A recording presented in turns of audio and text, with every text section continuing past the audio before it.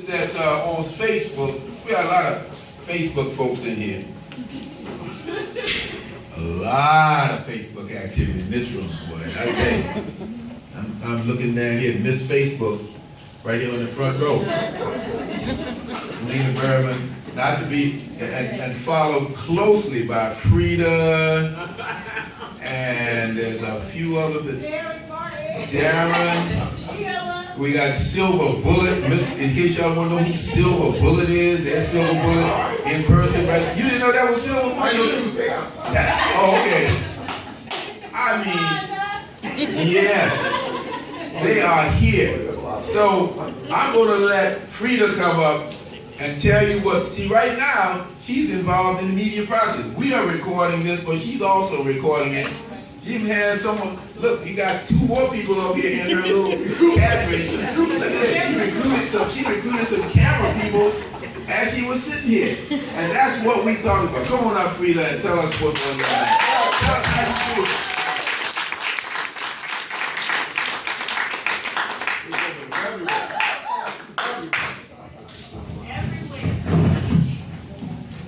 Good afternoon.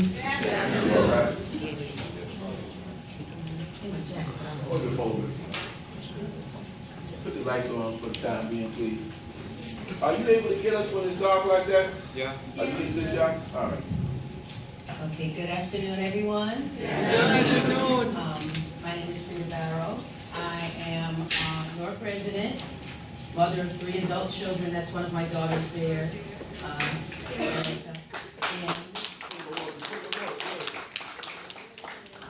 Actually, she, she's a substitute teacher, and one of her students or someone at school said, is this, she saw the flyer and said, is this Barrow, and do you know this Barrow? She says, that's my mother. And I didn't tell my family about it really, because what I do, I don't make a big deal of. My hobby, one of my hobbies is photography. I don't have expensive equipment, not on the teacher's shoestring budget. You know, so I have like a little Sony, and I have a little Nikon, which was a gift, and a, a little portable tripod. I just go everywhere. Sure. And when Kalina mentioned me presenting today, I'm like, well, what am I going to say? I don't know what to say, but I'm present. So I figured, well, presenting, present, and that goes along with everything. When there's a function in the city, when there's something going on in the schools, or my community, I am present, and I often have my camera with me. So I record and capture everything that's going on. And I had no idea that I would get such a following on Facebook. This video you see here on the screen, had no idea it was going to get, I think in a couple of nights, over 10,000 views on YouTube. I just go out and I do what I do. There was even another video I had from years ago, so I archived the videos, as I was putting together a little slideshow last night for today's presentation. On just my laptop, I had like over 20,000 pictures. That wasn't even counting the videos. Just from having my cameras, my cell phone present, going around recording everything, board meetings, all kinds of things. I've even been asked sometimes, am I depressed? Which I'm not, or who's that lady with the camera? You know, I'm just a 5th grade North Public Schools teacher, and I guess I've always done this. I've always done it at family functions, but I started to get more involved when my children got a little older and they wanted me to, as they put it, get a life and get out of their business. And I'm like, you haven't said anything. I had a life before I had you. And I have no problem getting a life. I'm social, don't get it wrong. So I started to go out more. And then when I went out, I started to meet people or get to know certain people better. And they say, oh, why don't you come to this event, or why don't you get involved? And what I did was I started to become more involved.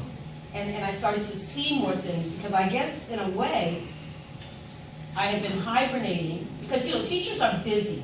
There's a lot of work. I have tons of papers at home that I have to get to after I get a nap when I leave here. So often we'll say, well, I'm just gonna sit inside and correct my papers, and make some phone calls and tedious stuff. But it's wonderful. So I have this chime hanging in my bathroom that I look at every morning when I wake up. And it's a quote by Maya Angelou, who's one of my favorite poets.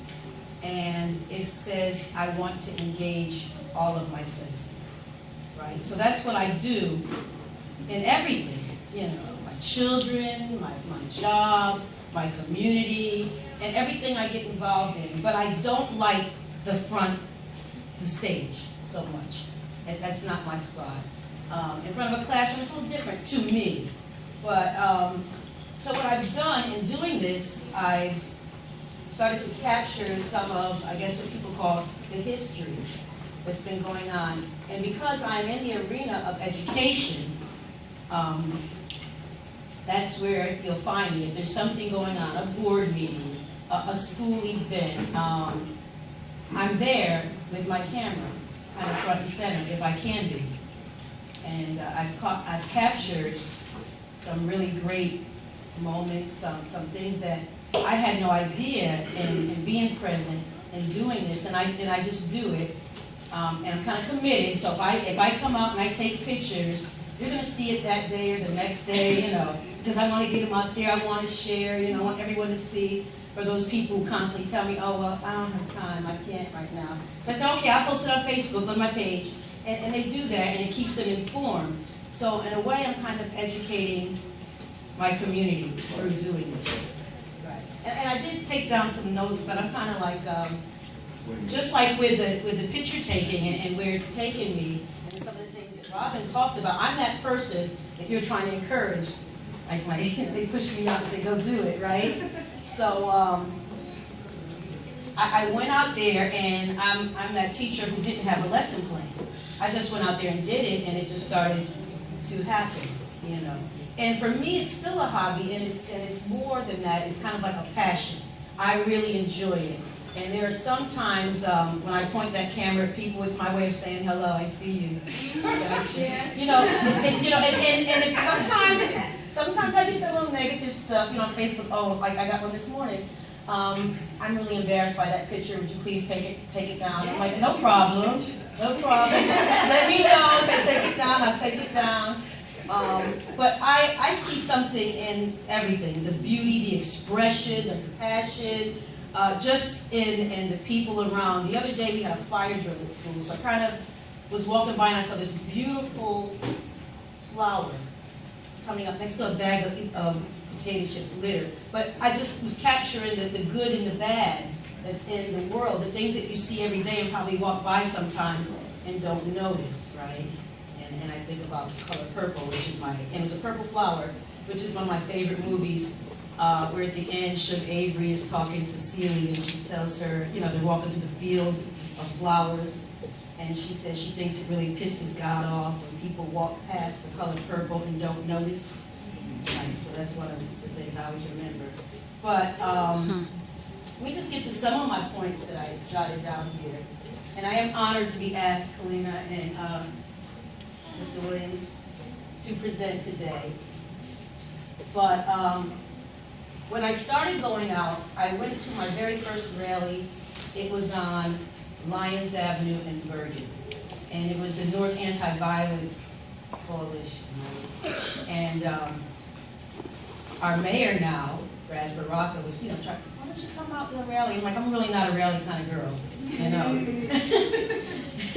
But I went one day after school. I asked my principal, my former principal, Dr. Winston Jackson, he could just drop me off down there and I'd make my way home. And I was moved. I can't really explain it, but I was really moved. It was weird for me because it was the first time I was like at a rally and people were speaking and they were crying. And I'm just taking pictures. And some people are looking at me because they're not familiar with me, like, who is this taking my picture? And as I was walking home, I was like, I can do this. I'm going to do this. I'm going to go to the next one. And then rallies turned to meetings, and meetings turned to town hall meetings and press conferences. And I just love it, and I'm out there, and whatever I capture, whatever I do with my camera, with my videos, I share it. Some things I share just because they're beautiful, right? And it's just a part of my community, my family, my life. But other things I share because I do get a little pissed off at some of the things that I see, especially in my community, in the schools. And I remember just one, before I got to things like this, the first one when George Washington Carver actually became a co-location for a charter school.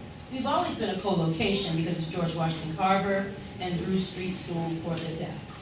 And when Team moved in, Team Academy, Team Spark moved in, I was in a classroom on the 3rd floor, room 322. I am now in 223. So the numbers are the same. But when they came in, I was in there one day, and it must have been over 100 degrees in the classroom that day. And some people from building operations came in, and they were coming to bolt the windows down to about 6 inches. And it was burning up in there. I mean, nosebleed. And so I run to the classroom next door, and I'm like, did they bolt your windows? And he's like, yeah, they bolted my windows. What, the kids in here? And he was like, yeah. I'm like, are you kidding? So when they came, I'm like, you can't bolt these windows. I just said, you can't do it. And, oh, we have to do it, we have to do it. I get on the phone, I say, oh, and, you know, but you can't do it. So they didn't bolt them that day. They did the next day. But they didn't that day because I spoke on it. You know, and what we fail to realize, I'm hearing from the comments, the questions, the responses, is that we feel like we don't have power. We have a lot more power than we realize. You know, a lot more power than we realize. And it's just that you can't do that while these children are here. And because it's hot. Why? Because it's hot. And we need the circulation, we need the air, and that went from, you know, when I was working the summer program and seeing the air conditioners go up on the 3rd floor. I mean, I was there for years. We never had air conditioning. I used to take a bucket of water and put ice in it and put my feet in it because they would swell. It was so hot in that room sometimes. So, I don't know, as the children say, I began to feel some kind of way about that, you know, and it was really eating at me. And I was born in the 60s, 1960 to be exact. You know, I always tell my age, that means I tell everything, right? But, I'll tell you the secrets. But, you know, with that whole climate that was going on during that time, the things that were happening as I was growing up, it just all kind of came back to me. And one kid, the water started dripping on us as we were standing out in front of the building. It was a really hot day. And he said, Miss Barrow, what's that? And I said, those are air conditioners. I was so upset. I can't even express to you. I wanted to cry. I wanted to die. I was really, really, really, I was feeling some kind of way. And it wasn't good. So I had my cell phone, which I carry my bag with me all the time. And I went across the street, and I just started taking pictures. And I went around the whole perimeter of the building, and I started taking pictures and more pictures. And then, when I got home, because I was actually on my way home at the time, I don't do any of this stuff on company time. Not a good practice, okay? That's one thing I want to say.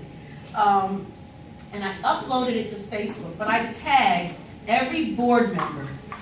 I just went tag crazy. And before you know it, people were coming up to the school, checking it out. And George Washington Carver ended up getting 8 air conditioners from the district. Only 8, but listen, 8 air conditioners. And Team, the charter school upstairs, Spark, they got us 12 more, right? So that was a good thing. So those little cameras, your mouth, you know, taking a stand does make a difference. Does every room on the 1st and 2nd floor have AC yet? No. But a lot of them do. Yeah, it's a start. It's a good start. 20. And they strategically place them on the perimeter of the outside of the building. Of course, so it looks good. But if you look closely, they're not as big as the ones on the third floor. But they're there, and I understand that they do have the philanthropic dollars and things like that. But we do have more power than we realize. And one young lady asked a question about, do you think that Mayor Baraka's hands are tied? And I say this to you, and to all of you who think maybe your hands are tied or you're afraid. Actually, my mother called me this morning when she saw the flyer and was like, you know, she always told me to be careful, right? Be careful. And I've always been a rebel. So, they want us to believe our hands are tied. Yes.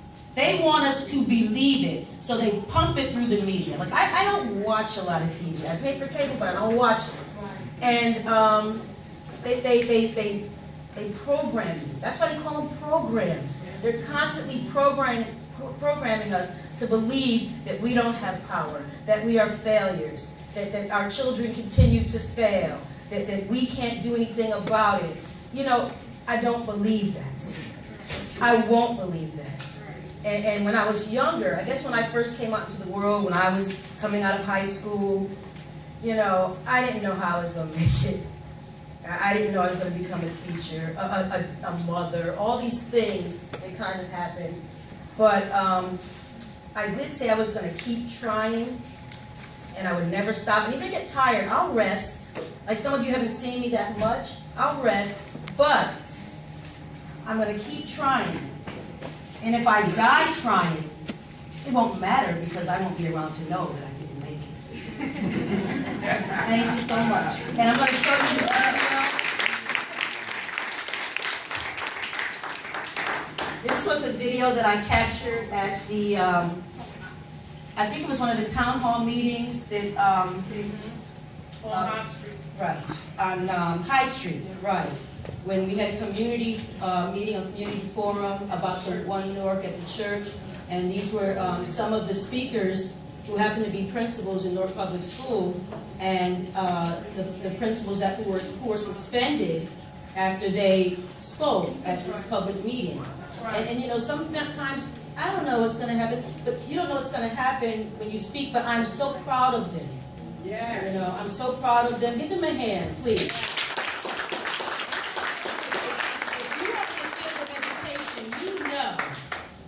Everybody's like, well, you know, they don't want to say anything. Everything's hush, hush, don't say anything. Don't say it too loud. You know, somebody's always watching. And we have to stop living in fear. Yes, we do become afraid sometimes, but we have to confront our fear. Absolutely. Yes. Okay?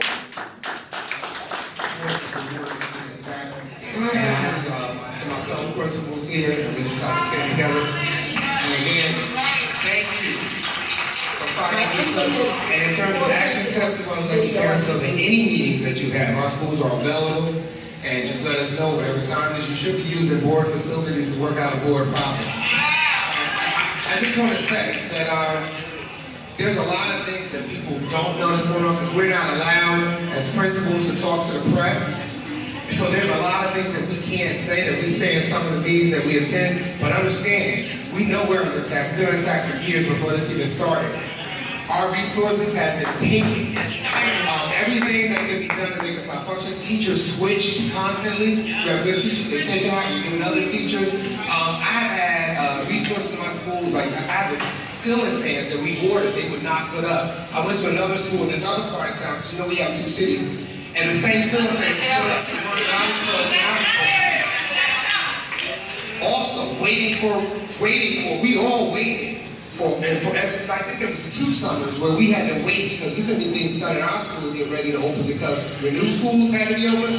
And looking at those Renew school scores, they should, and I hate to say that any school in New York should be closing, I'm sorry, let's not say they should be closing, they should be looking at how Caney manages schools instead of looking at how we manage schools because we beat them. And we personally, we will continue to be there, but thank you for our time. I don't know if my colleagues are going to say anything, but again, thank you all for the support. Yes, yes. Good evening, everybody. All right. And now, that's Principal Tony Motley, who was at Burgaw Avenue School, which is now lined with air conditioners. Oh, yeah. Yes. Yes. It is a charter school now. So they might have the money, but we can't let that discourage us. Yes. Are they back at work? I think Mr. Motley is still down in the school. He's In the school, right, an employee without placement. I think all 4 of those principals, all 5 of them, one left the district. Right. And the 4 of them are in the pool. And the lawsuit is still pending with the Yes, it executive is. one, along with Darryl Martin. Yes. Right. So we're running kind of late. Let's give her a big hand.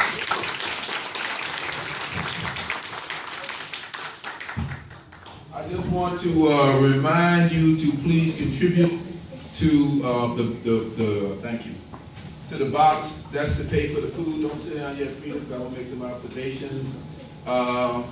One thing that she pointed out was that you can get a following. You know, if you get 10,000 people on, to hit your program, like this was the one that got the 10,000. Yes, over 10,000. Over 10,000 people, 13,000 people saw it. Put it back on, please. Put it back on. Put it back on.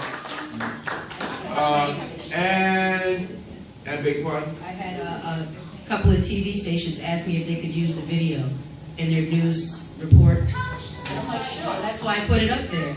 I wanted to see. Bingo. If you do something small, it can get large. Yes. If you do something small, it can get large. But first you have to do it. Another thing, she said, she started out, she was there. She came to these meetings. She says, I'm not a rally. She told him, I'm not really a rally kind of girl. That's right. Okay, but she has a role.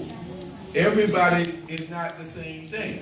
Everybody doesn't feel comfortable in a rally kind of protest situation, but you can perform a role to help that along. She videotapes it. Right.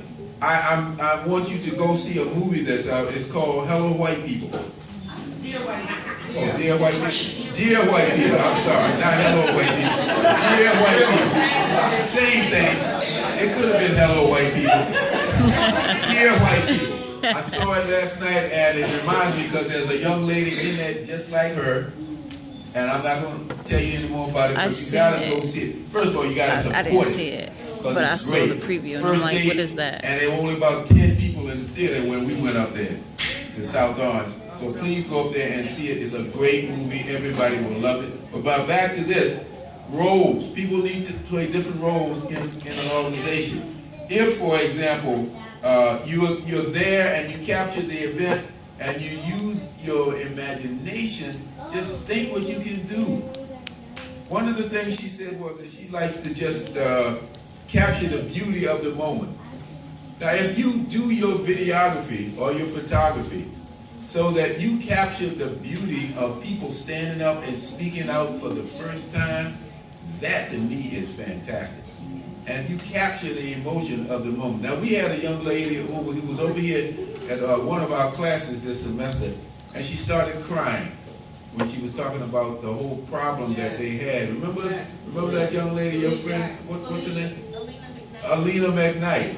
And we got that on the video. We have her subsequently. You're going to see her again. She spoke at the hearing. You're going to see that in a minute.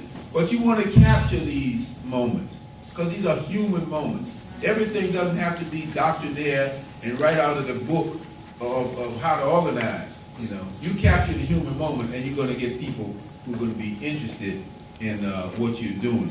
So, anything else you want to say, added to what I just revealed about you? And one thing about Ms. Barrow that's key is she doesn't just capture it, like she said, and keep it to herself. She shares it, but she shares it immediately.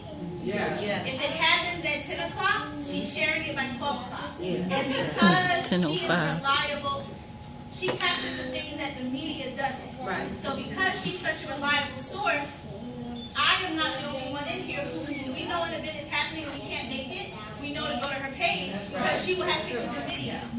And it's the immediacy of it. It's like the news. She's like the 12 o'clock news. And that to is what distinguishes Freda Barrow from everyone else. Because everyone else takes too long to get it up there. It doesn't have to be edited. It doesn't have to be perfect. It's just a moment and boom. And that video got 13,000 hits because the media was able to go to her video in order to tell the story. It was immediate. And like I said, I'm really like an amateur. This is just something I do. It's a hobby. It's just something I love. And it would not have reached Facebook if it wasn't for Viva White. Because I was just putting, not Facebook, YouTube. Because I was just putting stuff up on Facebook. And she suggested to me that I put it on YouTube. And I did that. So that one went crazy. It was really great. Thank you, Viva. And we are looking now at some of her photographs that she's taken also. The power of still photography. You can still use photography, and that's a good entree. Thank you, Freda. We appreciate what you do. And now we're going to bring up the power of still photography that I was just talking about. We have introduced young people to this world of media. And what we said initially when we started you can start coming on up, YMS. When we said immediately, in the past we said you can use the media, but first you have to understand you have a voice.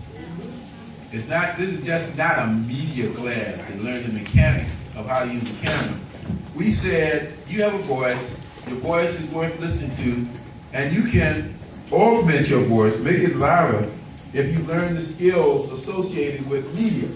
And that includes public speaking, that includes interviewing, it includes videography, and most recently, we have some of the young people are learning